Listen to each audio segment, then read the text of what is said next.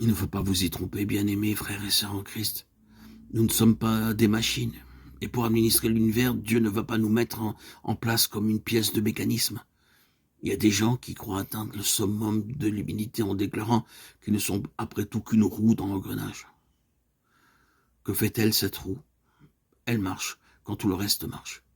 Il faut qu'elle tourne avec tout son entourage. Non, bien-aimés, frères et sœurs en Christ, auditeurs, auditrices, vous n'êtes pas une roue dans l'engrenage. Notre Dieu nous a choisis pour faire de nous des centres de son intelligence spirituelle, pour que nous en venions à le connaître. Lui, directement et personnellement. Sans être pour cela détachés les uns des autres, nous devons connaître le Seigneur pour notre propre compte. Si nous sommes tous gouvernés par le même esprit, nous ne tirerons pas chacun de notre côté. Il y a un seul esprit. Et si cet esprit a le champ libre en chacun de nous, nous travaillerons tout naturellement d'un commun accord.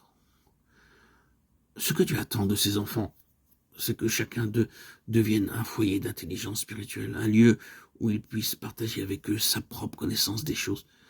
Quand il aura obtenu cela de nous individuellement, puisqu'il y a un seul esprit, ce sera peu de choses pour lui de nous unir pour la tâche à accomplir, de façon à ce que nous ayons un même esprit, une même âme, une même pensée. Alors, mais alors seulement, il y aura à sa disposition l'instrument dont il a besoin pour gouverner le monde dans son règne à venir. Instrument intelligent qui a appris sur le chemin ardu de l'expérience à lire comme dans un livre ouvert, dans le cœur de son Seigneur.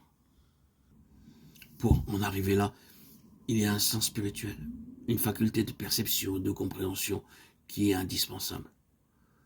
L'homme naturel ne connaît rien à ces choses, l'esprit seul peut les discerner.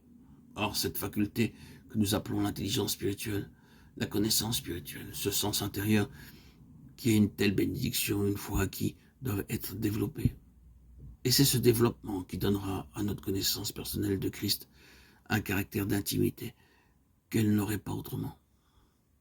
Chaque expérience sur ce chemin nous plonge dans un abîme nouveau qui est chaque fois un peu plus profond et qui nous oblige chaque fois au même aveu d'impuissance.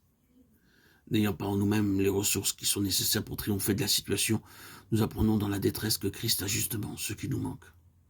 Nous le prenons de sa main. Et c'est ainsi que chaque extrémité est pour nous une occasion de croissance, de par la nécessité où nous sommes de recevoir de Christ quelque chose de plus. Cette discipline, ce divin exercice peut produire deux choses, la croissance ou l'endurcissement.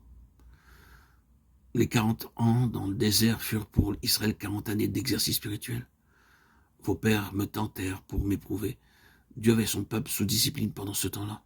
Régime excellent pour la formation spirituelle d'un peuple enfant. C'est de propos délibérés que Dieu les jeta de temps à autre dans des extrémités telles qu'aucune ressource humaine ne pouvait sauver la situation. Et pourquoi agit-il ainsi? Parce que alors tout devait venir de lui, et que c'était chaque fois pour eux une occasion nouvelle de découvrir le Seigneur. En tranchant ainsi lui-même des situations que les hommes étaient incapables de résoudre, Dieu se faisait une place d'autant plus grande dans la vie de son peuple. Pour eux, malheureusement, tout ce qui était conçu pour leur développement ne fit que les endurcir. Leur attitude envers Dieu pouvait se résumer comme suit. Ces difficultés prouvent que tu es cruel, dur, tu prétends que c'est une pensée d'amour qui t'inspire, mais ce qui nous arrive établit clairement qu'il n'en est rien et que c'est le contraire qui est vrai. Ainsi, leur cœur s'endurcissent alors que cette discipline salutaire n'avait d'autre but que de les mettre à l'épreuve. Il en est de même pour nous. Il faut faire preuve de capacité si l'on veut prétendre à de l'avancement.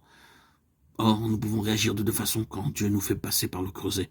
Nous pouvons lui en faire grief, laisser nos cœurs s'aigrir, s'endurcir, et exhaler leur amertume en traitant de cruelle la manière dont il nous traite.